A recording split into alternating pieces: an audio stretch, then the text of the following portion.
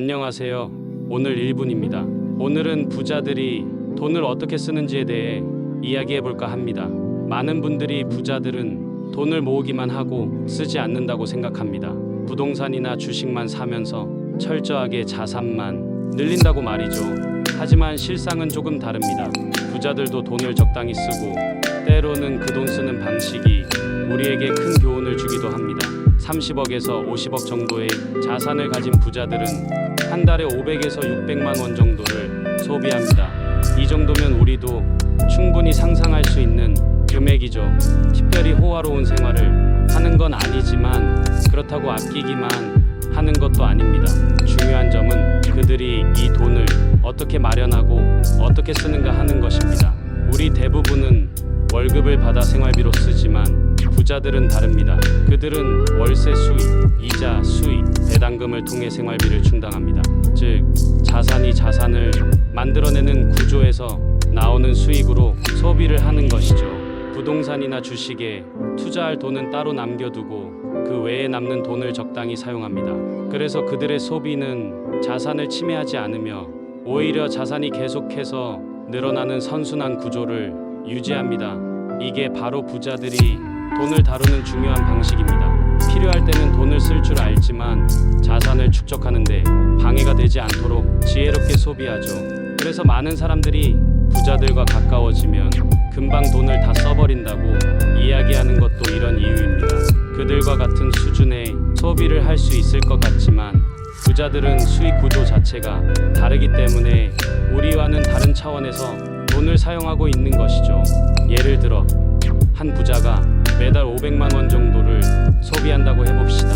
이 금액은 우리가 생활비로 쓰는 것과 비슷해 보일 수 있지만 이 돈이 어디서 나오는지에 따라 큰 차이가 있습니다. 그들은 주식 배당금이나 부동산 월세 수익에서 이 돈을 충당합니다.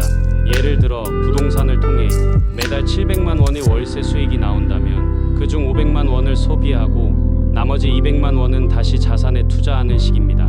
이렇게 하면 소비와 동시에 자산을 계속 불려나갈 수 있는 것이죠. 또 다른 예시는 배당금을 통한 소비입니다. 주식을 다량 보유하고 있는 부자는 매달 배당금으로 일정한 수익을 얻습니다.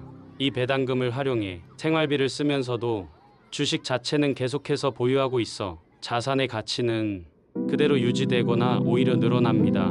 만약 특정 기업의 배당금이 줄어들면 그들은 다른 투자 기회를 찾아 자산을 재구성하기도 합니다. 이렇게 유연하게 자산을 관리하는 능력이 부자들의 재정적 안정성을 만들어주는 것이죠. 부자들은 또한 자신의 네트워크와 라이프 스타일에 맞는 방식으로 돈을 사용합니다.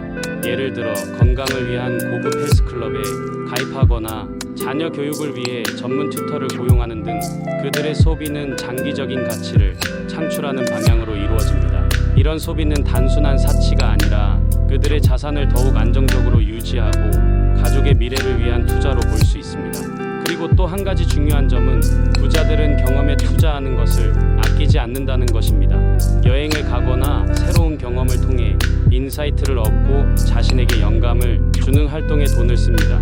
이러한 경험들은 단순히 돈을 쓰는 것이 아니라 새로운 사업 기회를 찾거나 자기 개발을 할 수 있는 기회로 이어지기도 합니다.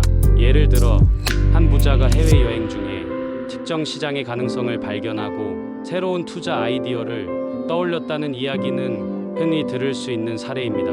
마지막으로 부자들의 소비를 통해 우리도 배울 수 있는 중요한 교훈은 그들은 돈을 쓰면서도 항상 미래의 나를 위한 투자를 잊지 않는다는 점입니다. 당장의 소비에서 끝나는 것이 아니라 소비의 결과가 미래의 자산 증가로 이어질 수 있도록 계획합니다. 월세 수익이나 배당금 같은 자산 소득을 기반으로 생활을 꾸리는 것이 부자들의 핵심 전략입니다. 이 전략을 우리도 조금씩 모방할 수 있다면 결국 자산이 자산을 만들어내는 그 선순환 구조에 한 발짝 더 가까워질 수 있을 것입니다.